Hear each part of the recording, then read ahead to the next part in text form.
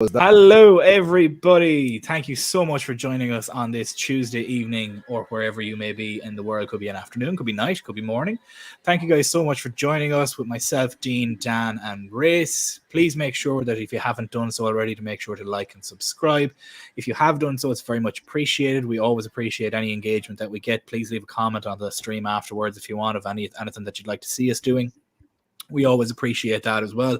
And make sure you have all your notifications on for all future streams and videos. Now, before we get into all of the news, we'll go around the panel because I haven't seen anybody in quite a long time. And I've had a bit of a depressing weekend. But we won't get into that because we won't talk about that because that's not the sport we're here to talk about. And poor Dean will feel left out because he doesn't necessarily watch the sport. So please refrain from aching my broken heart by mentioning anything about the 49ers because I will cry. But, Dean, I'll come to you first, my man. How are you doing? How's your weekend been? Yeah, not too bad. My head's still a bit frazzled by the pre-stream chat, but it's all good, yeah. Just eagerly waiting to the next game. I hate these weeks where we're actually waiting around for a weekend game. I do kind of miss the midweek games, I'm not going to lie. It breaks it all up for me. But, yeah, we're getting there slowly. Yeah, well, thankfully the weekend games are back in the next couple of weeks, considering we have the Europa League playoffs at the moment. That will see who we face in the round of 16. Thankfully, as Liverpool qualified in first for their group, they skipped this round completely. Get a couple of weeks of midweek rest. We can get our cup games out of the way with the Carabao Cup final and everything, which is absolutely fantastic. And we can just head straight back into the nitty-gritty of the season with hopefully everybody coming back to help. Race, how are you, my friend? How's everything going with you over that side of the world? Yeah, it's been good. Totally forgot that the Champions League gets back to business today and the Europa League later this week. Certainly be interested to tune in and, of course, miss being a part of the Champions League those nights. But we'll get back to our own European nights in the near future. Exactly. It's temporarily out of the Champions League at the moment until we make our way back there next season, which is looking all but very likely. Dan, again, other side of the planet to myself and Dean, but how are you doing, sir? How's your weekend been? It was good. I mean, it was good to watch the Burnley game. I got a snow day today for the first time in a while, so that was nice. Ooh. We have a winter storm up here in Boston. It didn't actually end up snowing as much as I expected, but, still nice and, just enjoying a lovely day inside. Yeah, we do love that. We don't get snow days over here. It's just rain days. That's about the height of it, realistically. Raining 360 days, 300 days of the year. In the Emerald Isle that is Ireland. It's very depressing if you don't like the rain. But nonetheless, we move on and we have Liverpool football to cheer us up. First topic of business is Wolverhampton Wanderers winger Pedro Neto is apparently available for about 50 to 60 million pounds this summer. Somebody that has been linked with him is Liverpool. I think Arsenal have also been linked with him as well. Amongst another, probably any Premier League team would be very interested in him. He has, as it stands at the moment, he's about 10 goal contributions in 15 appearances. Works out at about 123 minutes every goal contribution, as opposed to the person he probably would be replacing if he was to leave in the summer would be Mohamed Salah, who has 22 goal contributions in about 20 appearances, and that works out at about every 80 minutes thereabouts. But he is somebody that is very, very good at getting an assist. Dan, I'll throw it over to yourself first in this. Pedro Neto, I see obviously we have Sweet here mentioning no Neto, please. Clearly nobody, if somebody doesn't like them, El Hero saying Neto for Gakpo straight up. I wouldn't do that myself, being perfectly honest with you.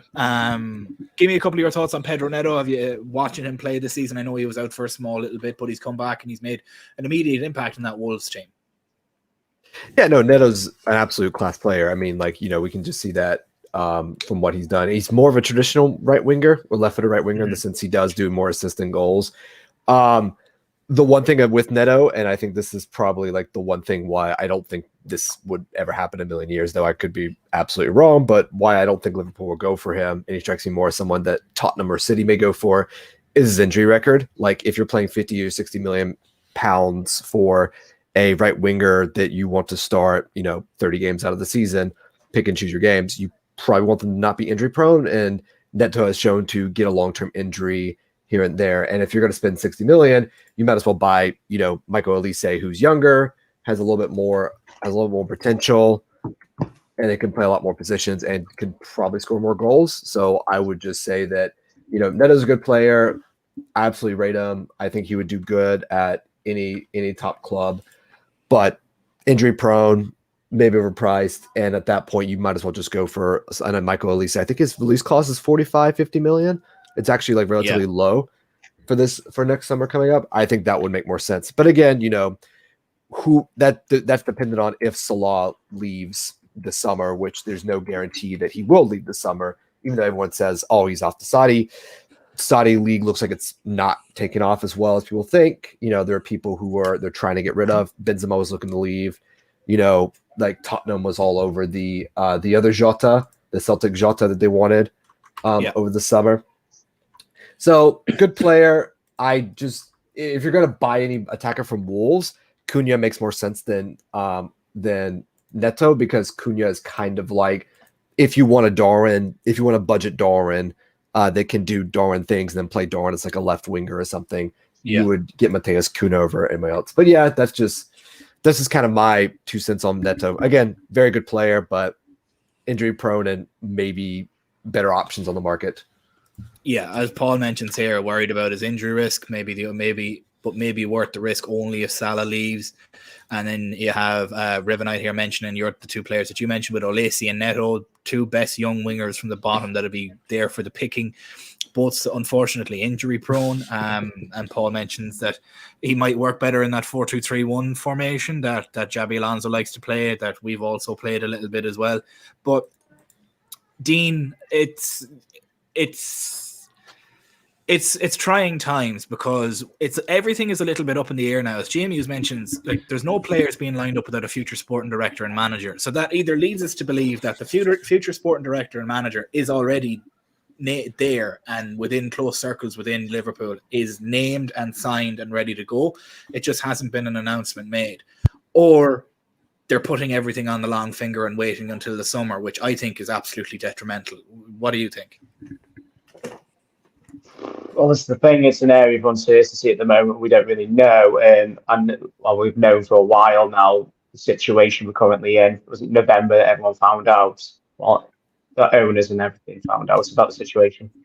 So I'd like to think we have got it's all lined up. I don't think it's necessarily all agreed. I think we'll have a short list at this moment in time, personally. I don't think anything will be announced probably till May, because anyone who is sought after is going to be in a job. And we've got to show that respect to any club they're working at, because otherwise they could just call it all off or cause major obstacles for us. So I do think the club is constantly looking at players. I mentioned this last night's stream. The data department's always watching players. They'll have lists of every position, of every category of player you'd like. So for a manager to come in, make his assessments and say, I want this type of player, they'll say, he's 5 within the budget you've got. So we're always watching footballers, and Neto might be on that list. We might watch that type of player, but I personally don't think we'd be interested, just as we've mentioned before, severely injury prone, mainly muscle injuries, which is the big no. Because, we're all about muscle memory. Any injuries can be long term, if that makes sense. Like, they may heal up, but they're always they never heal the same way. But going on his ability alone, his class, he always causes problems against big sides. Always causes problems when we play against them. So in a better side, he would excel, but it is that major concern of he would probably cost £30 to £40 million. I don't think he'd be as inflated as last summer, because there's less money going around with FFP and all that. So we probably could get him cheaper, but it's too much of a risk, because you could play 5-10 games and then pull off a major hamstring injury and be out for half a season, and we don't want that. And at this moment in time, he won't get game time. So it makes no sense. It all hinges on basically if Salah goes, and that would be a huge downgrade in all honesty. Yeah, I think so as well. It would be quite a massive downgrade. Race, there's a couple of other names that have been mentioned around. Not so much that Liverpool will be interested in them. There are some that Liverpool will be interested in and have been reported to be as such. But there are some other wingers on the market that could be gotten for. Paul has mentioned 2 of them here in the comments. You have Johan Bakayoko as one with PSV, reportedly available for as little as £35 million, which I believe, as well as Paul mentions, that's a no-brainer. We then also have Jared Bowen for 60 million, possibly too old, as Paul mentions. I would agree with that. Somebody else that I think would be a decent shout, I say a decent shout, he's probably one of the best winger prospects in the world at the moment, is Rafael Leao, who plays for Milan.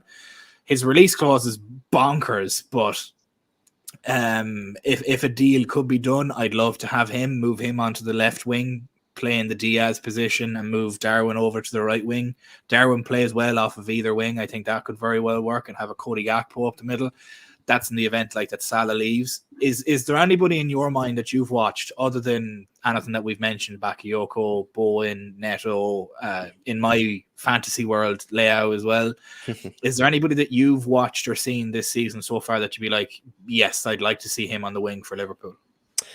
Yeah, I think we in the past stream we talked about Bakayoko. There was some interest there, and he looks like an intriguing option to come in. But we also talked about just bringing in a player, assuming you're going to be replacing Salah. I mean, you're not going to spend a good amount of money for a right winger, and kind of shove him to the you're going to play him a lot. You're not going to bring him in unless Salah leaves. So I think we can all agree on that. But just kind of looking for a player, not necessarily a younger player, but someone who's a little more proven and has, can come in and be a starter, right away and not have to worry so much about development. And he's kind of already a proven player.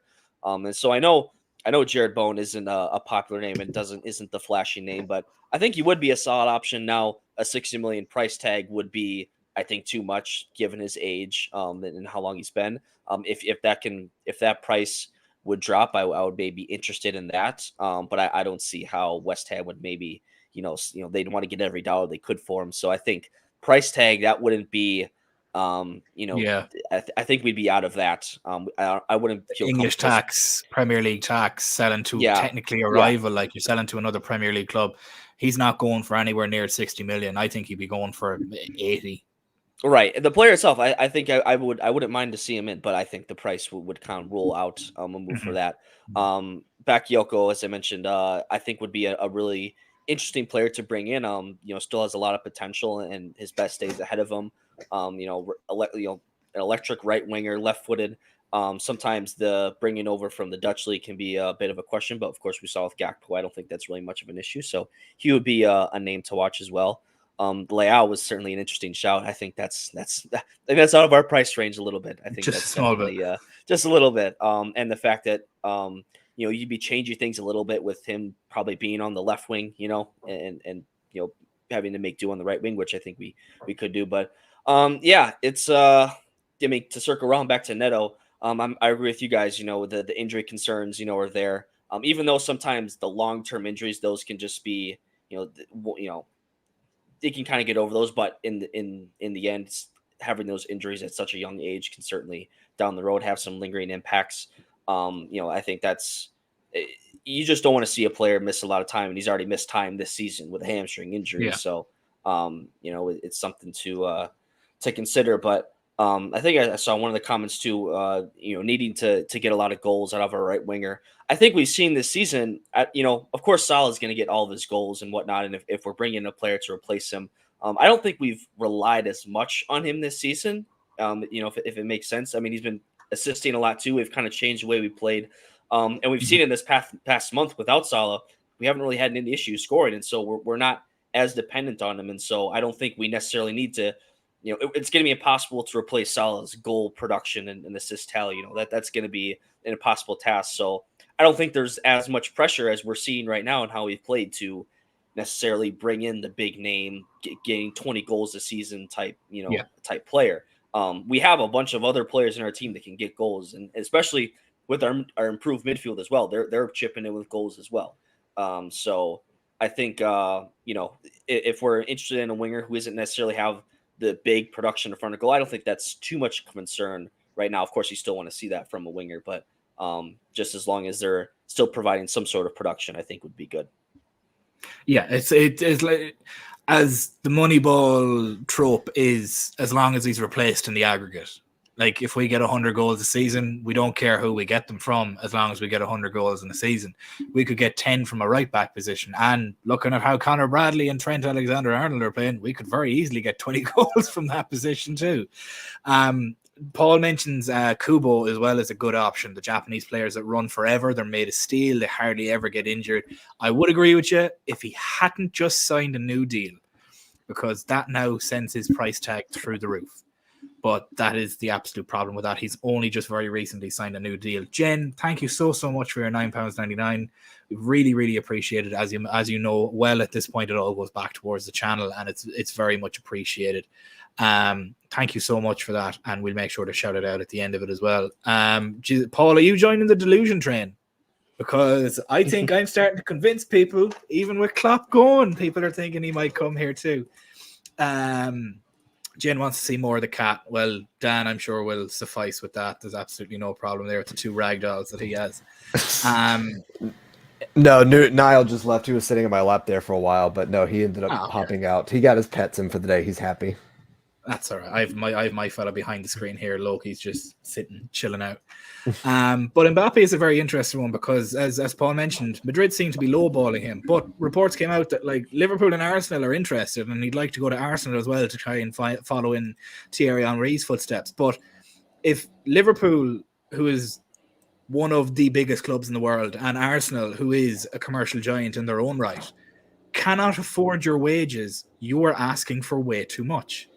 It is literally and if Real Madrid don't want to pay you what you're asking for, and they pay silly fucking wages, they're paying Jude Bellingham $500 million over his deal.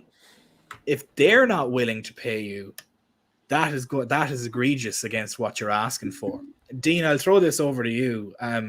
I thought we had a chance for Mbappe, as delusional as that sounds, until Klopp announced that he was leaving. Then it just blew all of that up.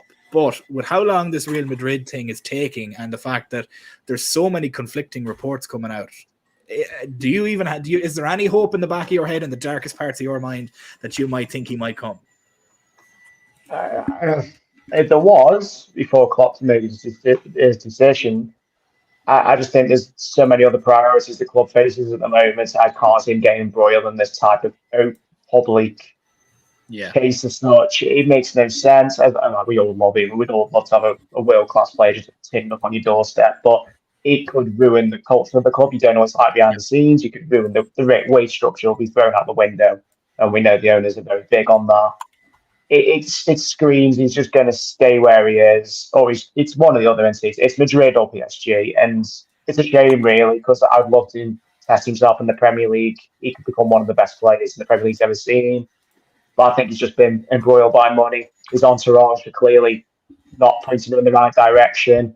He's had poor advice, similar to what Neymar had, in all honesty. I think it's a similar type of situation. Obviously, Mbappe, a better player. Yeah, it's just going to be one of the two. And it's quite sad, but it makes no financial sense. And it doesn't really make much sporting sense at the moment for us, really. No, it doesn't, and you're completely right about that. It's just it boggles the mind. Like, and as you mentioned, as Jamie's mentioned, like, weren't they meant to be announcing them like 2 weeks ago? Like, it's nearly a here we go at this point. But then all of a sudden now it's fallen through again. And then on top of that as well, you had PSG president coming out and saying he's not informed me of his decision, and you're kind of like, okay, well, fucking who's telling porky pies here, like that kind of a way. But it's. I have a feeling. I think it's, as you mentioned, Gene, it's PSG or Madrid, and I think he's leaning more to staying at PSG because they're going to offer him so much money. He'll not know what to do with it. Not that he already has the club at this stage. Yeah, he will. They'll just give him the ownership. They'll give him the keys to the stadium. Just be like, yeah, you let us in and out. Cheers. That'll be that. Like, but we'll just move on to our next couple of topics. I want to make sure that I hit all of them. Before we do get into them, please make sure to like and subscribe if you haven't done so already. Have your notifications on for our future streams and videos as well, so that you never miss out. We will be live again from tomorrow evening from 7:30 with our regular stream as well. We also have our post-game stream at 3:30 p.m. Saturday, following our 12:30 kickoff against Brentford away from home this time.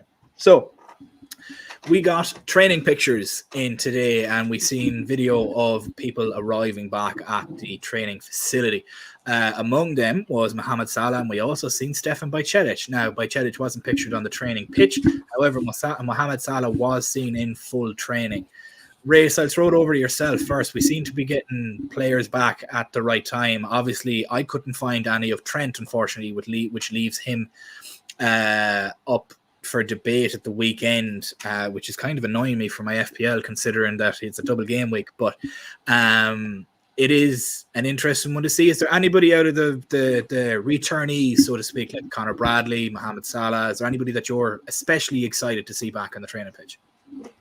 Well, I think the easy choice is Salah, but Connor Bradley, just the way he was playing, I think he's. I was really excited to see him. I'm excited to see him come back. Of course, obviously the tragedy that happened with his father, that's unfortunate, and you understand why he's not playing. But yeah, he was really kicking on, and I was really excited to hopefully see him, start at right back, against Arsenal, and then maybe try to move up to midfield. But obviously that didn't happen. So I think if Connor Bradley is good enough to come back in and back in training and back in the right headspace and whatnot, certainly excited to see him. Salah, of course, we're always going to be excited to see him. I don't know if Salah will start on Saturday. I could see a world where he does, just because that's the type of player he is. He's out for a little bit, gets his body right.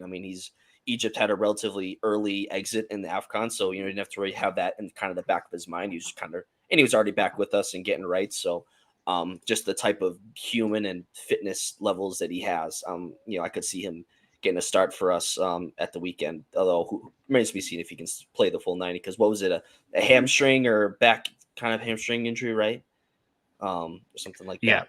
Yeah. So yeah, and of course, obviously, we just saw Solskjaer his hamstring injury and seemed to retweak that. We certainly have to be very careful. I think that's kind of spooked everyone a little bit. Just make sure it doesn't, pick up another knock in that regard. But yeah, just to see Bradley too, because of course, looks like Trent, won't be involved this weekend, or at the very least won't start. So Connor Bradley, I think, is another thing too with Bradley. I thought he was great defensively as well. I think that's something that.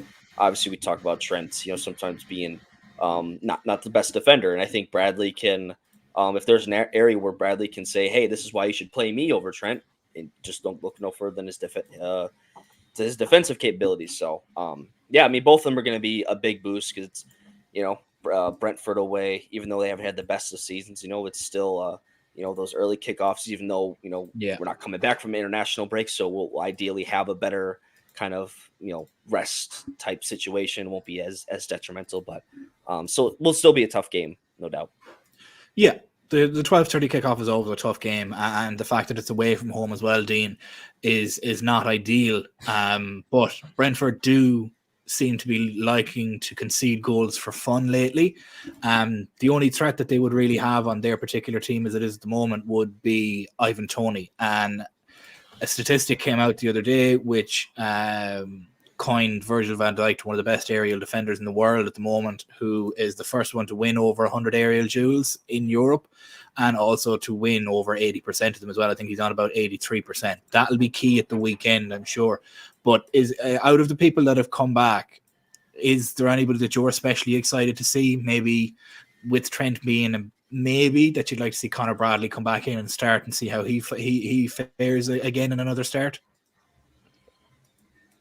It's a tough one, really. I'm not entirely sure who's going to start at right back now because Gomez is back. He could throw him in there and play Robertson left back. It'd be quite intriguing to see who plays and who plays where, to be honest. It could be a case of, if you play Jota on the right, you want somebody bombing down the right-hand side to supply the width. That's your Bradley. If you want to play Salah on the right-hand side, you probably want to move Gomez to right back because he can play that inverted role. Yeah, okay, not the same strengths as Trent, obviously, but he did play quite effectively when he was there for a brief spell earlier in the season. Mm-hmm. I'm just glad to have Canate back because I think that's really, really ideal up against Ivan Toney. I think that's going to be a big one for us. I know he wasn't injured, he's only suspended for one match, but this has been his best season. Arguably, he's come on leaps and bounds this season. He's really progressed well. So who else is back here? Alisson, Canate, Bradley, Salah. Was there somebody else? Bajcetic is back, but he wasn't training, if that makes sense. He's probably back doing his rehab. Yeah. It's just good to have defensive options back, to be honest. Gomez, I know he hasn't played centre-back, but it's to have another one there just in case. We've got quite a few options now at fullback. Yeah. At one point, it was like, if you didn't have Robertson or Trent playing fullback, you were scared. You were really worried. Now you've got three options at each side, which is balmy. We've probably got the best fullback options in the league, which is quite insane when you think about it. The only one concern for me will be the midfield. With the balance of it, without Szoboszlai, is still a bit of a concern. Obviously, Curtis Jones is nailed down for me, nailed on to start. And then Mackes depends on where he places a 6 or an 8. And then, okay, is it going to be Endo again as a 6, which is probably advisable being away from home against a physical side. But it is that concern of can we strike a balance away from home, because it's not going to be an easy game. We've already said that. I'd like to repeat the same midfield as Saturday, but probably have Salah on that right-hand side, because it would just allow them through balls quicker to Salah than it would be to Jota, but move Jota to the left-hand side, because then you'll have Robertson overlapping and then he'll now go play more of a striker role. That was what I would do personally, but it's just nice to have options and flexibility back again, because at one point we were literally, right, we've got an 11 and 2 lads on the bench, that's all we've got. We're just going to have to go through with it. Now we've actually got tactical different options and different ways to approach a game, which is really nice. It is, and it's something, as you mentioned, we have all of a sudden in the space of 3 weeks, we now have both left backs backup and starter. We have a right back, a backup right back, and we have a third option that can play either side and play centre back. And we have another young centre back in Jarell Kwanzaa that sits there as well. It seems that back line has now gotten 2 to 3 deep consistently across the board. And it's a question that I'll throw to yourself, Race, is if Conor Bradley and Trent are fully fit and available, would you play Conor Bradley at right back? And because Dominic Szoboszlai might miss this game, would you play a midfield 3 of McAllister, Jones and Trent? Yeah, if Trent is fit enough to come in, I think that would be. I'd like to see that. I think that would be interesting to because I've always wanted to see McAllister more up the field too, which we think we saw in the last game, and it's certainly an intriguing option. We know that the passing ability that Trent has, and of course some of the defensive stuff you want to make sure ironed out, but I think what he gives going forward, I think is second to none. So. Just being able to harness the the good form that Conor Bradley has been in, I think is something you want to Exactly. keep going and keep on, even though he had the short spell of being out. Of course, you want to be careful with these youngsters sometimes. You don't want to run them too much into the ground because that they get burnt out and then it just doesn't work out. So, but while he's still kicking on, I think you can certainly keep Conor Bradley in the side and then put Trent in and ask him just to kind of ping a pass here and there, fine. Especially if Salah's going to be back too. You're going to have Salah, down the right flank, and then Diaz on the left, and just doing his thing, and then you have him and McAllister both being able to just excellent passers and just being able to pick out a pass and whatnot. It sounds so good to think about. It really does, and like I said, it's going to be a tough out against Brentford because Brentford, they're not going to sit back, too much. They want to get on the front foot as well. They're certainly an attacking side, and they've had a tendency, Brentford have, to kind of concede goals in quick succession.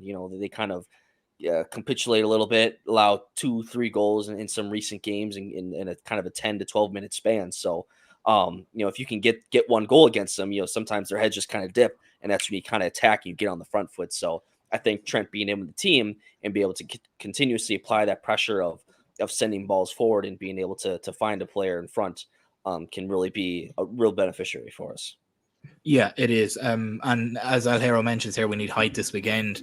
Dan, it's great to have the likes of Kwanzaa, the likes of Konate, and the likes of Virgil van Dijk, the triple towers we can call them, with 3 guys that are over the height, over the 6'1", 6'2" mark. It's absolutely fantastic.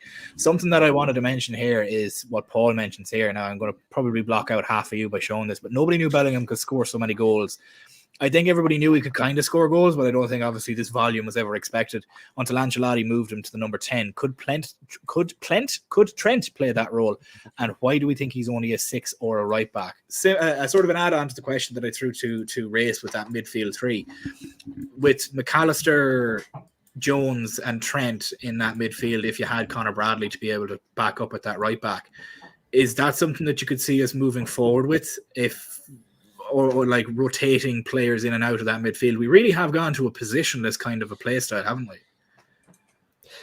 I wouldn't say positional, not positionless, but profile based it's not that people like, because McAllister's not playing a false nine, is again, McAllister's not going to play a center back, but he is a midfielder. But what you do with his midfield radar profile, if you want to talk from a stats approach, just depends on how you want to set up.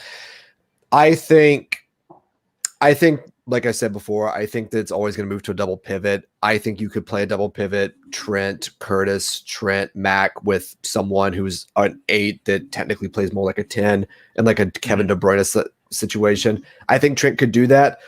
I don't think Trent would put Bellingham numbers. I mean, I've wanted Trent to score like 10 goals a season for like the past 6 years, and he hasn't, because he just doesn't get in those scoring positions because they've used him more as a creator than a goal scorer. But I think if you had Trent play a free floating position like a Martin Odegaard or Kevin De Bruyne, I think he could do that going forward. But the problem with that scenario is that you have people like Ryan Gravenberch and Dominic Szoboszlai, and potentially even someone like a Florian Wirtz who could do the same exact thing, and you could possibly get more out of them because they're taller, they're a little more pacier, they're a bit more all action. And I think honestly, Trent's best attributes is his ability to go back to front very quickly in a very, like, he can spray the ball 50s. He can play Xabi Alonso type passes. He's more Xabi Alonso, I would say, than Steven Gerrard, in the sense that what he's good at is the creativity and keeping the ball moving and being able to, again, go back to front very quickly in a very vertical sense, which is why I think that in long term, if he moves into a double pivot 6 or an 8 or whatever, what Trent will do is probably what he was doing at right back, but he's just doing it from an inside channel, possibly further forward, and maybe even closer to more like a David Beckham type, someone who's playing more of a right mid, right, like double pivot 6. Again, we're talking about shapes and formation and numbers when it's all more like, what is your responsibility as well, your profile as well. For the Brentford game, though, you just go with height. Like, obviously, I don't think Trent's training. I think it was Jen mentioned that like Szoboszlai was training. He's just running right now. I don't think he's in full contact training, so he's in running mode. So his hamstring's good enough to do exercise, but I think they're just going to keep him under wraps and kind of just manage him to see what it is, similar to with Trent and Bajcetic, because the thing with Bajcetic this whole year, I would start him tomorrow if he was available, but he's had those growth injuries where he could play a game but then be out for like 4 weeks. So I think they're just going to be as cautious as possible and rely on the players that we already have are fit, and which is Jones, Endo, McAllister, Gravenberch, Elliott, Salah, Gakpo, like all the players we have available to us as well. With the need for height, though, would you play Endo or would you play McAllister at a 6 and then have Gravenberch and Jones as the 2 midfielders ahead of him, just for the height aspect of it? I would just play the same 3 we had, because the problem isn't going to be the midfield winning your battles, it's winning the second battle. Because the thing about height and set pieces, it's not about winning the initial header, it's the second, it's the reaction after that. Because that's how Brentford benefit, is that Tony wins the header and then it's the pieces you have to pick up. The reason I would have height in the team is mostly for set pieces, so you don't get the O'Shea header like that Burnley had. And that's really where Brentford are going to be more dangerous as set pieces, because they have a very intelligent coach, they have intelligent players. Ivan Toney is a handful for anybody. So it's more about not winning the battles, but winning the first battle, but the second battle in the pieces. And that's where you need your Endo and McAllister, because they can win that battle, recycle the ball to a Jones or to a Bradley or to Robertson, and then you can move to an attack very quickly. Yeah, it's interesting, because the only thing that I'd be worried about is what we noticed in the last game, or what I noticed anyway, is we seen Endo dropping back into a central centre back with Van Dijk and Kwanzaa either side of him. That was my only worry, because if that is the case and all of a sudden they have a breaking ball and a counter attack and the ball is played down the middle and it's Ivan Toney against Endo, I'm putting my money on Ivan Toney every goddamn time to win that ball in the air. That's my only concern about it. So if you had a McAllister who's probably better in the air than Endo is, or even a Ryan Gravenberch that can sort of sit in the middle and sweep a little bit. Well, we've never seen Ryan do that, and I don't think they would have him do that game. I think one thing with Ryan we've seen is the fact that it's getting that controlled aggression out of him. He's a bit too passive, a bit too what we'd call, I guess the old term would be like a finesse footballer. Not getting into the battle as much. Also, Endo's really good in the air. I mean, the problem with that Burnley game was not Endo's ability to defend. It was that communication where like he would come out and then Fofana would just run in behind him when he came out to win the ball, which is very similar to the Arsenal game because Arsenal scored that goal because Van Dijk comes out, leaves that space, they play the through ball, Havertz gets on goal, deflection, Saka picks up the pieces. So, I mean, if Endo drops back, I wouldn't be worried. I'd be less worried for this game. Again, it's just going to be about winning the second balls. If you can win the second balls against Brentford, you're going to beat them. We haven't beaten them at home. We haven't beaten them at their place yet. We've drawn, lost. I think we've drawn and lost because we've been playing them 2 times at their stadium. If you can win the second balls, you'll beat Brentford, and that's what you just have to focus on. Yeah, it's the breaking ball, so to speak. That's where we would need to focus on. And to be honest, I think with the height that we have and getting clearances out of the box and during set pieces, with the likes of Darwin, the likes of Konate, the likes of Virgil as well, that's 3 big bodies in there that can really bully their way around the center, the 6-yard box and the keeper's box as well. But yeah, it's an interesting one. I'm excited for the game at the weekend. I want to see how we handle Tony because that'll give precedence to how we would handle Man City again going forward, just because they seem to have found another gear as they always do at this time of year. Before we move on to the next topic, I just want to ask everybody to make sure to like and subscribe if you haven't done so already. Please make sure to have your notifications on for all future streams and videos, as you will never miss out then. We are live every day from 7:30 p.m. Excuse me. 7:30 p.m. UK time. We will be live again tomorrow from 7:30 p.m. and we will have a post-game stream following our Brentford match on Saturday as well. With the third topic that we have here, we've sent over scouts to watch Bayer Leverkusen play Bayern Munich in their top of the league clash, where Bayer Leverkusen just absolutely beat them off the pitch. It's the Harry Kane effect, unfortunately, Dean. Not that we care much. It's quite funny when you think about it. In the first year, and God knows, in the past decade, that Bayern Munich are not winning the Bundesliga is the year that Harry Kane goes over. It's poetic irony, I feel. But we sent scouts over there to watch, and as Dan mentioned earlier on in the stream, how we would deploy somebody like a Wirtz.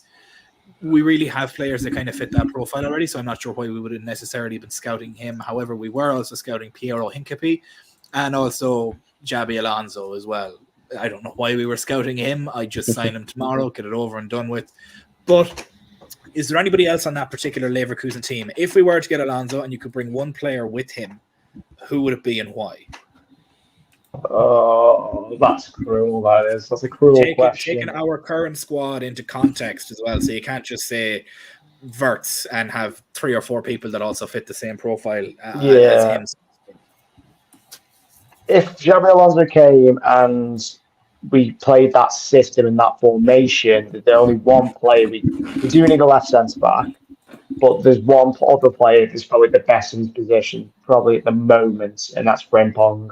Because we haven't got a player who can play that position in that role, that right wing back role. I don't think we have. Bradley's probably close, but to make him the number 1 would be a bit harsh straight away. But he's exceptional, Frimpong is. But I would say, other than that, it would be Hincapie, whatever his name is, because we haven't got a left centre back, simple as. And there isn't many quality left footers out there. I don't think many are available as well, and it will cost a lot of money as well, because Leverkusen won't be very happy if we take the manager and then go, oh, can we just have him as well? Why not? You know what I mean? Exactly. I don't disagree with you. Like, we're poaching your manager and we'll take one of your best players as well. Thank you very much. Yeah. No team would be happy with that. That'd be like somebody taking Klopp and Salah in the same goal. We'd be just destitute from that, realistically. Frimpong is a good shout. I like Frimpong. I'm kind of just looking at their lineup that they had here against Bayern Munich, and it's an interesting one. You have Florian, Wirtz, and then you also had you had Frimpong obviously on the right, and then you had somebody that I'll give my one in a little bit, but I'll go around to everybody else first of all. Race, who would you if you had Alonso and you could pick one player that would fit into the squad as it is currently, who would it be? Well, I think we all talk about Hincapie being a nice fit for us, left-sided center back, cover maybe left back a little bit. They got a couple other intriguing young defenders too. forgive me if I pronounce these wrong, Tapsoba, and then the fellow from the Ivory Coast. I can't get his name right now, but they have a couple. The center back room for them, it's deep, and they got some young options that I think would only add to our depth as well. Because that's a spot in our team where I think that's kind of a next addition for us. If it's not a right winger to replace Salah, it's a center back. It's another one, because Joel Matip, who knows if he's going to be back. And of course, even though Joe Gomez had a really good season, his future is still, I think, up in the air with his contract. But, just looking around the team, I mean, it's just not many other kind of fits, because you look at our squad, our squad's, it's pretty damn good, right? I mean, we're top of the league. We're in all these competitions, so there isn't really much to add to our squad. Of course, adding a Wirtz to our team would be awesome, but it just wouldn't make sense, with our structure and the players we have. And the other guys, that are contributing, kind of on the older side. You look at their other midfielders like Xhaka and Andrich and some other guys that come off the bench. They're just older type of players you wouldn't add. It's interesting to think about, if we do bring in Xabi Alonso, what players, or if there's a player that would come along with him, if there would be a move to make it. And Frimpong is another one too, I think would be, if not for the emergence of Connor Bradley, I think that would be an intriguing player to come in if your overall ambition for Trent is to move him to midfield, because then you have the right back covered spot. You don't really lose anything going forward, I think, because Frimpong is excellent, moving forward as he's shown this year. That was a great strike he had to get their third goal, from kind of a wide position, no keeper there, but just to get that in kind of first time, it was pretty impressive. So, it's intriguing to see. I watched the Leverkusen game on Saturday. It was a very impressive performance for them. I wouldn't say, we all thought Dortmund was going to win the league last year, but then they absolutely bottled it on the final day. So I wouldn't say it's done deal yet, but certainly an interesting to see Leverkusen. And, I think one of those center backs, I think Hincapie would be at the top of my list, but and the other two, I'd keep an eye on to see if you can bring them in as well. Yeah, a lot of interesting options. Obviously, Paul mentioned here Sepp van den Berg, but I agree with Jim Hughes. I think he's going to be sold in the summer. I just don't think he's kicked on enough to warrant just continuously being sent out on loan at this rate. We might as well cash in on him now. That's just my own opinion. I'm sure everyone else might have different opinions on that. Dan, I'll throw the same question to you. If Alonso was to arrive, is there a particular player from that team that he has at the moment, be it Victor Boniface, maybe Frimpong, Wirtz, Hincapie, Xhaka, even, because he seems to have reinvigorated his career? Is there anybody that you would bring with Alonso, or just give me Alonso and we'll work with the rest? Well, if Xabi Alonso ends up leaving Leverkusen this summer and goes to takes over the Liverpool job, the Liverpool vacancy, I don't think we'll get anybody from Bayer Leverkusen except for maybe a king's ransom. If you could get one player, I think Piero Hincapie just makes the most sense, mostly because he can play left-sided center back. As Dean mentioned, he's left-footed. But if we're buying Piero Hincapie, I imagine we're just going to turn him into a left back, because I don't think we'll play a back three, but we could theoretically do that. But again, he's 6 foot, so he's short for a center back. And if you're buying Piero Hincapie, I would just say I'm just going to turn him into Andy Robinson on the left side, but Ecuadorian and slightly taller and speak Spanish and not Scottish. Which I know they sound very similar sometimes, but they're they are two different languages. Oh. But no, that would be my thing, because how Leverkusen play is that their forwards Boniface, Schick, they're more there to create space than they are to goal score, and the goal scoring is more spread out through the team. So Hincapie would be the one I would take, just because he's a profile. He solves a lot of problems. I know that's a big thing in your Gonzalo Ignacio fantasy. Steven, I know you're very hard on this man, which fair enough. Very hard for this man. Yeah, exactly. Listen, we all have one that just gets us going every day, but I don't think it's going to happen. And Hincapie would probably make the most sense, but I honestly don't think we're getting any Leverkusen players, just because I think Paul mentioned they're going to be a king's ransom. And if we are going to get Alonso, I think Alonso would want to get his work with the Liverpool squad and then kind of figure out which players he would want to get from the list that Liverpool are obviously scouting, even without a sporting director at the moment. Yeah, it is an interesting one. I was throwing the question a day or two ago. Amiram from SP Sporting in Lisbon, or and Inacio, or Alonso and Hincapie? And that was the question that I was posed. And boy, did that question make me sweat a little bit. But I ultimately went with common sense and not my heart, and it broke me a little bit. And I obviously said Alonso and Hincapie would obviously be the better option. Clearly, there's not even a comparison. Now, give me Alonso and Inacio, however, and you really have me a very happy boy with that. However, that's dreamland. Unfortunately, it won't happen. But if, in my own opinion, if Xabi Alonso was to come to Liverpool this summer and sign for the Liverpool coaching job, the player that I think that he'd probably be best bringing over would probably be Grimaldo. I think Grimaldo would probably fit into this squad as probably another fullback that can play all the way up on the wing, and it would just be fantastic. And he's, funnily enough, he's fairly similar numbers in everything other than progressive passing to Trent. Now, the only problem is that his aerials are completely skewed all over the place, purely because he doesn't play in a back line, so to speak. He's like a left wing back or a right wing back. He's a wing back. He's not a full back, if that makes sense. But his crossing percentages, his expected assists, his defensive dueling is well above what Trent is, and that's something that Race, as you mentioned, seems to be one of his Trent's frailties. It's one interest that I would have is having Grimaldo in there, because that's kind of a role that we could use.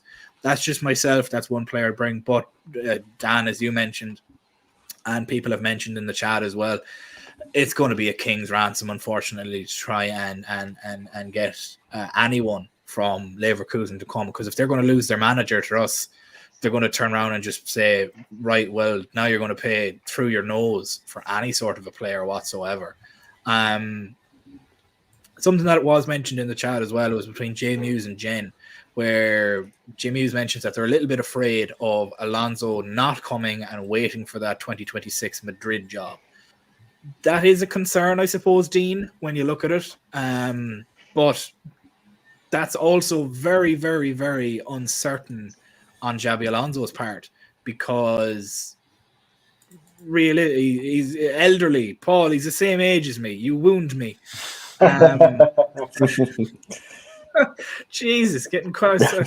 I'm a sensitive little person considering the Super Bowl happened on Sunday. Leave me alone, Paul. But it is a concern. But in my mind, that's very short-sighted on a Xabi Alonso to do that. Just to remind you, it's waiting for the 2026 Real Madrid job. There's no guarantee that Ancelotti leaves in 2026. Do you have any fear that he may possibly just be waiting for that, or are you in delusion land and thinking that, yeah, it's done, he's ours, we're just being respectful and not announcing it till the season ends? There's always going to be a degree of doubt until it's confirmed. If that's just natural. Same with transfers, exactly the same thing. It all depends on what he wants to do. It's always been well established he wants to go back to one of his former clubs, or one of the big three anyway. I said this yesterday. Bayern Munich doesn't make much sense because they're in a weaker. They've got a decent side still, of course they are, but is he going to ruin his reputation at Leverkusen to go and join them? So I always kind of ruled them out in a sense. I know they would try potentially, yeah, but it's always been Madrid or us. Madrid have, like us, a really, really good squad, an exciting team. But if he's waiting around for 2 more years, a week is a long time in football. 2 years is a hell of a long time in football. It's an eternity. He could win the league this year, be unbeaten. Then next year, they could sell 2 players and it could all go tits up. It could all fall apart. And his reputation could get wrecked. You don't know. And then he's lost that job to the Madrid job. He could go somewhere else. So while his stock is high, and if he achieves what he hopes to this season, it actually makes more sense to leave this summer while his stock is high. The opportunity is there to go to a team you wish to manage. So there's always, like I said, there's always going to be that bit of doubt. Of course there is, because anything could happen. But common sense dictates from all parties, bar Leverkusen, because obviously they'll fight tooth and nail to keep him. If he wins the league, he's their best manager in the last 20, 30 years. So common sense does dictate they should join us, providing we actually do want him, and I'd like to hope that we do. Yeah, it is. I hope he does come. Paul mentions here with Alphonso Davies not seeing eye to eye with Thomas Tuchel. I'm not sure many players see eye to eye with Thomas Tuchel. That he may be available. They will ask for a king's ransom for him, and I'm pretty sure Real Madrid have their sticky little fingers all over that. Unfortunately, Dan, I'll throw the same question to yourself. It seems very short-sighted for that to be the case of waiting for Ancelotti to finish up his time in Madrid. As Dean mentioned, they could lose a player or two, have a down season, his stock plummets, and all of a sudden both Liverpool and Real Madrid have moved on to different options and he never gets the move he wants. Is this a case of strike while the iron is hot and move to a club that you would desire to do so? Or is it maybe he might want to play the long game and come in a year or two or in 2 years' time? I mean, I think if Alonso waits, I think it's more down to the fact that he wants to stay at Leverkusen, that he might feel like, I want to take this team to the Champions League. And, he may feel like, I feel like my work's not done here at Bayer Leverkusen at the end of it. And I think that is a distinct possibility just because of who Xabi Alonso is as a person. And I don't think that would come down to, the project. I don't think that would come down to the ownership group or money. It would literally just come down to, I want to go one more time with these players. If we win the league, if hypothetically, let's say they win the league, they get Champions League, they get the, they get the, what's the word? The Deutsches Pokal, the League Cup. If they get those, I think that, Alonso, the Liverpool job is just one that's, it comes up once in a while. So if Alonso feels that his time has come that he should take the job, which I think obviously a Liverpool fan, Liverpool supporter, we want Xabi Alonso. He should take it, but there is a world in which he says, no, I don't want to take it yet because I want to do anything else. And I don't think it's so much he's waiting for Madrid or Munich. I think it may just be the fact that he wants to finish what he's done at Leverkusen. Because the thing is, Madrid and Bayern are always going to be jobs you can take if he's successful at Liverpool. Like he can go to Liverpool for 3 years, finish 5th, 4th, 3rd, win a League Cup, maybe win a FA Cup or have a Champions League quarterfinal a couple years, and he can still get those jobs.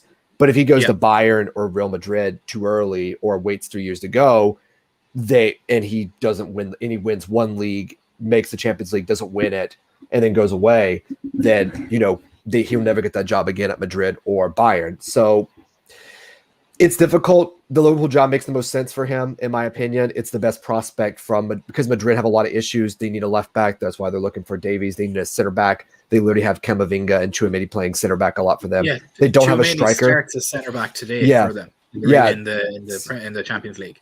Yeah, against RB Leipzig. I have that game streaming right now. But they have Hosselu playing center forward. That's why Jude Bellingham was their top goal scorer, and he's essentially hurt his ankle already. Is because they don't have a striker, and that's why the Mbappe thing has been going on for so long as it is. So Madrid, as glamorous as it is and as good as the team they have, they're not really that deep beyond 15 or 16 players. And again, they have some very key positions that they need to rebuild. So Liverpool is obviously the best option because it's a team that can go supersonic much quicker than Leverkusen. But again, because of Xabi's character, he may feel that, it's not now's not the right time. I want to do more at Leverkusen. Another year at Leverkusen. If nothing else, just the fact that he doesn't want to move his family and let his kids at least get another year there as well, and then plan on moving the next year. But again, by that point, the job will most likely be gone because I don't think they're going to just keep it vacant for Xabi for an entire year. They'll hire Rafa back for a year. They'll say, Rafa, you have the job for a year. Because Rafa Benitez for a year, then bring Xabi back the year after that. But yeah, that's just where I see it. I just think that us as a fan base, we can't get into a mindset of it's Xabi Alonso or relegation. It's the fact that, if we don't get Xabi, we're burning down Anfield, we're burning down John Henry's house. And this fan base, it's a very level-headed, calm. Oh, absolutely. We have the most level-headed. Absolutely. But I just don't think we should get into that mindset because if Xabi chooses not to come, it's not because the job isn't glamorous enough. It's going to be for other reasons that have nothing to do with the job or his personal relationship to it. But yes, Liverpool is the best job out of all of those on any argumental basis.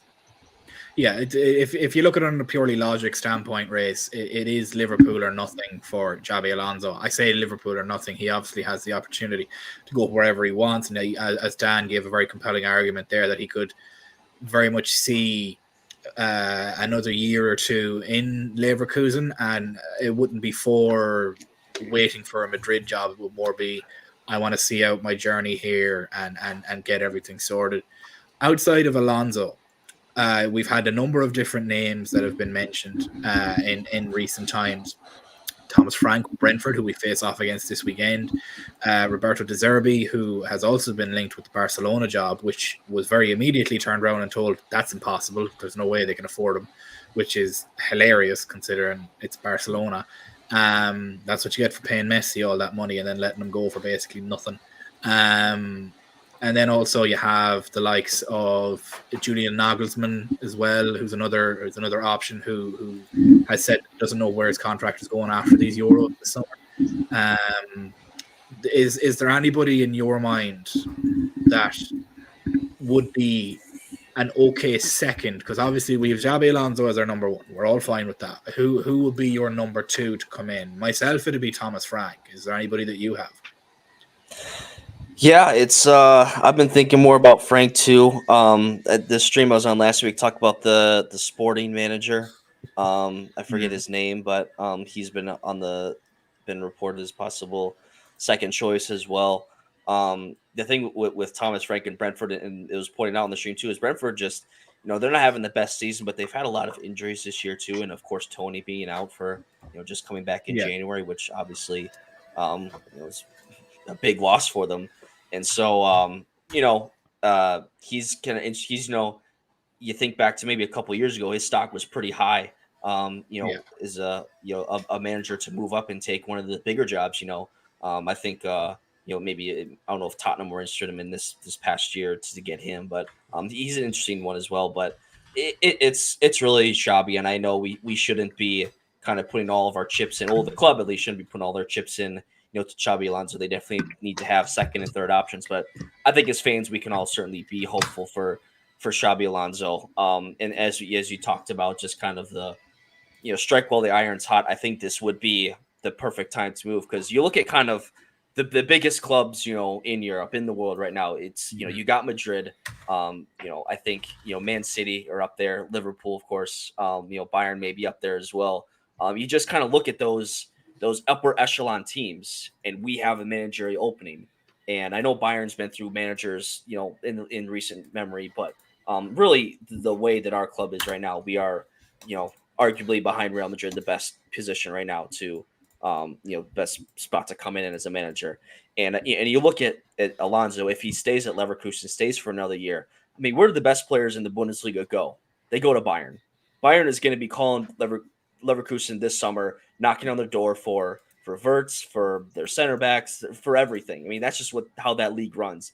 Leverkusen can say all they want, they're going to keep their players, but the reality is Bayern's going to come knocking for a few of them. They did last year with Dortmund. They got Guerrero, one of the left backs. I don't know if they got anyone else, but that's just how that league runs. And so Leverkusen, I think as a whole, are kind of are still in that selling type mentality. I don't see them as kind of, obviously that can change, but maybe they win the league, but it's hard to imagine that Leverkusen team stays together. And if Alonso is still there next year, it's not going to be the same team, and his stock can maybe dip a little bit. And for himself, wanting to move up in a managerial position, maybe it's not as easy. And you look at Liverpool, a club he played for, a club that he loves. We've seen all the things about him, how much he loves the clubs, loves the city, his children growing up there, being Liverpool fans. I mean, it really is the perfect situation. And you look at us, if we win the league, if we're in Champions League next year, I mean, what more perfect situation can you be in? I mean, we're not at risk we're not selling players to other teams in the league. We're not selling our best players. We're not a selling club. We're a buying club. We buy our best players. We keep our best players. And that's such a great position to be in if you're Alonso.